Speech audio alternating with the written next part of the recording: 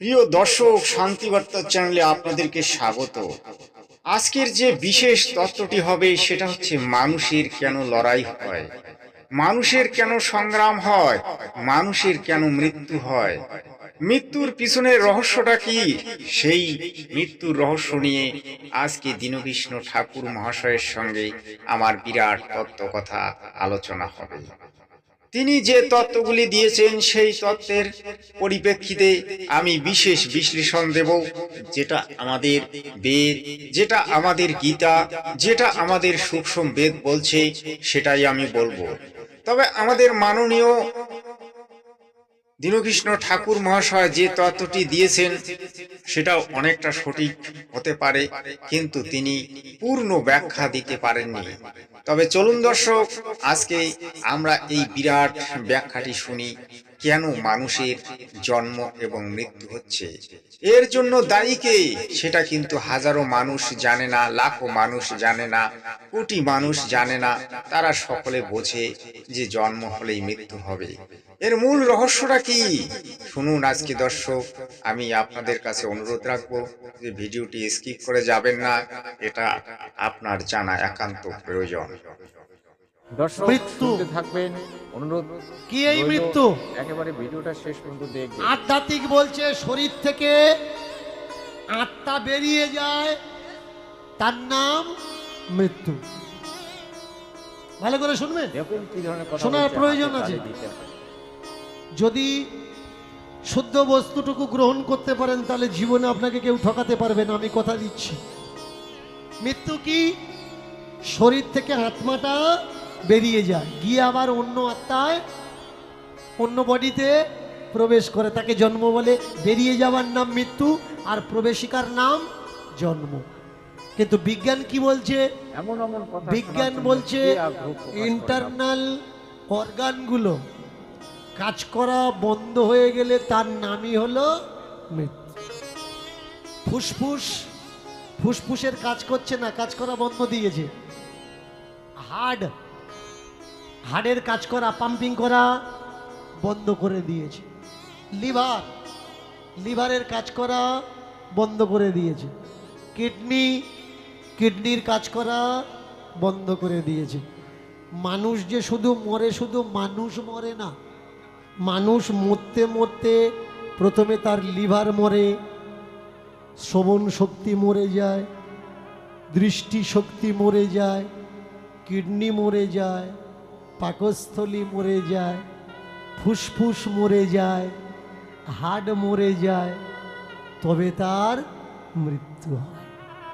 মানে সব কিছু কাজ যখন বন্ধ হয়ে যায়, পুরোপুরি পাম্পিংটা যখন বন্ধ হয়ে যায়, সব কিছু মরে গেছে, তবু বেঁচে আছে কেন? নাড়ি ধরেছে, পাম্পিংটা হচ্ছে। আর এই পাম্পিংটা বন্ধ হয়ে গেলে তখন বলছে এ আর বেঁচে নেই। থেমে যাওয়ার নামটাই হলো মৃত্যু, আর চলার নামই হলো জীবন। মানুষ মরে এখন যায় কোথায় শুনবেন, শোনার প্রয়োজন আছে। একটা সমুদ্র, হাওয়া হলো, ঢেউ উঠেছে, এই ঢেউ উঠে আবার কোথায় মিলিয়ে যাচ্ছে? সমুদ্রেতে মিলিয়ে যাচ্ছে। সমুদ্র থেকে তৈরি হচ্ছে, আবার সমুদ্রে মিলিয়ে যাচ্ছে। এই জন্ম আর মৃত্যুটা কি? আমরা প্রকৃতি থেকে তৈরি হচ্ছি, আবার প্রকৃতিতে মিলিয়ে যাচ্ছি। পিতার শরীর থেকে যে শুক্রাণুটা বেরিয়ে আসলো ওটা জীবিত, মায়ের শরীর থেকে যে ডিম্বাণুটা বেরিয়েছে ওটা জীবিত। ডিম্বাণু আর শুক্রাণু দুইয়ের সংস্পর্শে হিউম্যান বডি, মানব দেহ তৈরি হয়। তাহলে এবার বলুন, আত্মাটা আসছে কোত্থেকে? আত্মা আসার কোনো জায়গা নেই। আমরা যে কর্মগুলো করছি, এই কর্মগুলো কে করে? আত্মা করে না শরীর করে? মায়েরা জোর করে বলুন, কাজকর্মগুলো কে করে? শরীর করে না আত্মা করে? শরীর করে, আত্মা কোনো কাজকর্ম করে না। তো মৃত্যুর পরে কি হয়? আত্মাটা বেরিয়ে যায়, আর শরীরটা আগুনে পুড়িয়ে বা মাটি দিয়ে ডিস্ট্রয় নষ্ট করা হয়। এবার বলুন, পাপ করেছিল কে? শরীর। শরীর তো শ্মশানে পুড়ে ছাই হয়ে গেছে। তাহলে মরার পরে আমরা যে শ্রাদ্ধ করছি, শ্রাদ্ধ কিসের হচ্ছে বলতে পারবেন? শরীরের হচ্ছে না আত্মার হচ্ছে? যে পাপ করেছে ও তো শ্মশানে পুড়ে ছাই হয়ে গেছে, মানুষের বডিটা। তাহলে শ্রাদ্ধ কার হচ্ছে? আত্মার। আত্মার কখনো শ্রাদ্ধ হয় না। গীতা পড়ে নেবেন, এটা আমার কথা নয়। গীতায় ভগবান শ্রীকৃষ্ণ বলছে আত্মা খায় না, আত্মা ঘুমায় না, আত্মা দুঃখ পায় না, আত্মা কষ্ট পায় না, আত্মা আনন্দ পায় না। আত্মার কোনো অনুভব শক্তি নেই। আত্মা না তো সুখী না তো দুঃখী। আত্মাকে না ধরা যায়, না মারা যায়, না কাটা যায়, না ছোঁয়া যায়, না জলে ভেজানো যায়, না রোদ্দুরে পোড়ানো যায়। তাহলে যে আত্মাকে রোদ্দুরে পোড়ানো যায় না, সেই আত্মা মরার পরে নরকে গিয়ে ছটফট করে কি করে? চিন্তা করবেন। চিন্তা করতে পারলে আপনাকে কেউ ঠকাতে পারবে না। আর যদি চিন্তা না করেছেন, আপনাকে অবশ্যই ঠকা।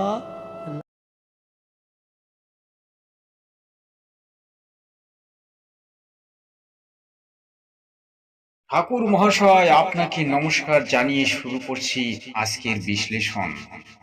আপনি যে তত্ত্বটি দিলেন, তত্ত্বটি অনেকটা সঠিক আছে, কিন্তু তত্ত্বটি হলো আধা অধুরা। আত্মার কোনো জন্ম হয় না, মৃত্যু হয় না। আত্মা কখনোই আগুনে পড়ে না, জলে সিক্ত হয় না, আকাশে কখনো ওড়ে না, মাটিতে কখনো মিশে যায় না। কোনোভাবেই আত্মার কোনো ধ্বংস হয় না। আমাদের শরীরের মধ্যে যে আত্মা প্রবেশ করে সেটি আত্মা নয়, সেটি হচ্ছে জীবাত্মা। জীবাত্মা রূপে মানুষের জন্ম মৃত্যু বারবার হচ্ছে, এবং এই জীবাত্মা যখন শরীর থেকে বেরিয়ে যায় তখন মানুষের মৃত্যু হয়। আমার জগৎগুরু তত্ত্বদর্শী সন্ত রামপাল মহারাজজি বলেছেন যে এই জীবাত্মার যখন আত্মা রূপ হয়, যখন সে মুক্তি পায় তখনই তার আত্মা রূপ হয়। আর সেই কারণেই গীতায় সেটা বর্ণনা করা হয়েছে যে আত্মার কখনো জন্ম হয় না, মৃত্যু হয় না। আত্মা অবিনশ্বর। আত্মাকে জলে ভেজানো যায় না, বা আগুনে গরম করা যায় না, বাতাসে মিশিয়ে দেওয়া যায় না, মাটিতে মিশিয়ে দেওয়া যায় না। এই যে ব্যাখ্যাগুলি গীতায় দেওয়া হয়েছে, সেটা হচ্ছে জীবাত্মার যখন মুক্তি হয়, অর্থাৎ যখন মোক্ষ লাভ করে, তখন সে আত্মা রূপে সেই পরম ধামে পৌঁছে যায়, যাকে বলা হয় সত্যলোক, অমরলোক, যেখানে গেলে সাধক আর দোবারা এই মর্তলোকে অর্থাৎ মৃত্যুলোকে ফিরে আসে না। এখানে যতক্ষণেই সে জীবাত্মা রূপে থাকবে ততক্ষণেই তার 84 লাখ জনিতে ভ্রমণ হতে থাকবে, এবং কখনো মানুষ, কখনো গাধা, কখনো শুয়োর। এই যে 84 লাখ প্রাণী আপনারা দেখতে পাচ্ছেন, এই প্রাণীগুলিতেই সেই জীবাত্মা অনবরত জন্ম মৃত্যুর অধীন হয়ে থাকে। আমার প্রিয় জগৎগুরু তত্ত্বদর্শী সন্ত রামপাল মহারাজজি এর পূর্ণ ব্যাখ্যা দিয়েছেন সূক্ষ্ম বেদ থেকে, এবং আমাদের 4 বেদ এছাড়াও আমাদের যে গীতা, সেই গীতা থেকে তিনি পূর্ণ ব্যাখ্যা দিয়েছেন। এই জন্যে সত্য জ্ঞান, সত্য উপলব্ধি এবং তত্ত্বজ্ঞানের পূর্ণ উপলব্ধি করতে হলে তত্ত্বদর্শী গুরু ছাড়া আধ্যাত্মিক জগতের তত্ত্ব কথা বা তত্ত্বজ্ঞান পূর্ণভাবে জানা যায় না। তাই আমার প্রিয় দীনকৃষ্ণ ঠাকুর মহাশয় তথা আমার এই চ্যানেলের দর্শককে আমি বলবো, আপনারা যদি সত্যি একজন সাধক হতে চান, মুক্তি পেতে চান, তাহলে তত্ত্বদর্শী গুরু শরণ নিন এবং পূর্ণ তত্ত্ব জেনে সদ্ভক্তি করুন, এবং সেই পরমাত্মা পূর্ণ ব্রহ্মের ভক্তি করুন, তার পূজা করুন। অবশ্যই আমরা বা আপনি মুক্তি পেতে পারেন। দীনকৃষ্ণ ঠাকুর মহাশয় আরো বলেছেন যে বিজ্ঞান ভিত্তিক ভাবে এই শরীরের যে ফুসফুস, কিডনি, যখন এই মূল পার্টসগুলি কাজ করা বন্ধ করে দেয়, তখন কিন্তু শরীরের মৃত্যু হয় বা মানুষের মৃত্যু হয়। এটা বিজ্ঞান ভিত্তিক দৃষ্টিতে। তারা তো আর জীবাত্মাকে দেখতে পায় না, তারা তো আর আত্মাকে দেখতে পায় না, তাই তারা এতটুকুই বলে। যখন জীবাত্মা শরীর থেকে বেরিয়ে যায় তখন এই শরীরের যে অর্গানগুলো কাজ করা বন্ধ করে দেয় এবং সেগুলো জড় পদার্থে পরিণত হয়। আধ্যাত্মিক বিজ্ঞান দুটোই সমতুল্য, কিন্তু বিজ্ঞান আধ্যাত্মিক জগৎটাকে পূর্ণভাবে ব্যাখ্যা দিতে পারে না, কারণ আধ্যাত্মিক জগতের ব্যাখ্যা একমাত্র তত্ত্বদর্শী গুরু সদ্গুরুরাই দিতে পারে। তাই প্রিয় দীনকৃষ্ণ ঠাকুর মহাশয় তথা আমার চ্যানেলের দর্শকগণ এবং জগৎজন সকলকেই আমি আমার এই বার্তা পৌঁছে দিলাম যে মানুষের জন্ম মৃত্যুর আরো কতগুলি কারণ আছে, যে এই 21 ব্রহ্মাণ্ডের যে মালিক, যিনি গীতায় বিরাট রূপ দেখালেন, যার নাম কাল পুরুষ, যার নাম জ্যোতি নিরঞ্জন, যার নাম ধর্মরায় ছিল, কিন্তু পরবর্তীতে তাকে কাল নামে পরিচিতি দেওয়া হয়, কারণ সে এই ধরনের কিছু ঘটনা ঘটিয়েছে। তার ফলে পূর্ণ ব্রহ্ম তাকে অভিশাপ দিয়েছে, যে অভিশাপের কারণে সে প্রত্যেক দিন 1 লাখ মানব শরীরের জীবাত্মাকে ধরে নিয়ে গিয়ে তপ্ত শিলায় ভাজে এবং তার গন্ধ শুঙে, আর 1.25 লাখ প্রতিদিন উৎপন্ন করে। এইভাবে তার যে কার্য প্রতিনিয়ত চলতে থাকে এবং তার বিশেষ কার্যের ভার তার 3 পুত্র ব্রহ্মা বিষ্ণু মহেশ্বরজিকে তিনি দিয়েছেন এবং মাতা দুর্গাকে দিয়েছেন। তার এই কার্যভারগুলি তার 3 পুত্র মাতা দুর্গা এবং দেবীগণ করছেন। এই দেবদেবীগণ তথা এই মানব, এই জীব সকলেই তার অধীনস্থ। যখন একজন সাধক সদ্গুরু স্মরণ নিয়ে সদ্ভক্তি করা শুরু করে, সেই পূর্ণ ব্রহ্মের ভক্তি করা শুরু করে, তখনই এই কাল তার পিছা ছেড়ে দেয় এবং তখন সে পরমাত্মার অধীন হয়, সে পরমাত্মার ভক্ত হয়। কিন্তু যতক্ষণে না সে সদ্গুরু স্মরণ নিয়ে সদ্ভক্তি করবে, ততক্ষণ পর্যন্ত সে কালের অধীন, দেবতার অধীন, এই বিশ্বের যে ব্রহ্মা বিষ্ণু মহেশ্বর দুর্গা দেবী তার অধীন থাকে। এই জন্যে আমাদের বারবার এই জন্ম মৃত্যু ভুগতে হয় এবং আমাদের জন্ম মৃত্যুর মূল কারণ হচ্ছে যে 21 ব্রহ্মাণ্ডের মালিক, যাকে ব্রহ্ম বলা হয়, কাল বলা হয়, জ্যোতি নিরঞ্জন বলা হয়, বিরাটধারী পুরুষ বলা হয়, যিনি গীতায় বিরাট রূপ দেখালেন, তিনি হচ্ছেন এই জন্ম মৃত্যুর মূল কারণ। তিনি তার নিজের স্বার্থের জন্য আমাদেরকে সৃষ্টি করছেন, আমাদেরকে জন্ম দিচ্ছেন, আমাদেরকে মৃত্যু দিচ্ছেন। তো ভক্তগণ এবং আমার প্রিয় দীনকৃষ্ণ ঠাকুর মহাশয় যদি ভিডিওটা দেখেন, অবশ্যই তিনি বুঝতে পারবেন। তার কাছে অনুরোধ থাকবে, ঘরে একটা সুখসম্বেদ নিয়ে এসে পড়ুন, যেটার নাম কবি সাগর, যেটা আপনি সন্ত রামপাল মহারাজের শিষ্যের কাছ থেকে পাবেন বা সন্ত রামপাল মহারাজের আশ্রম থেকে পাবেন। এটা যখন আপনি পড়বেন তখন আপনি সঠিকটা বুঝতে পারবেন। আমি জগৎগুরু তত্ত্বদর্শী সন্ত রামপাল মহারাজের জ্ঞান থেকে সংগৃহীত হয়েছি, বা আমি সন্ত রামপাল মহারাজের জ্ঞান থেকে এই কথাগুলি বলছি।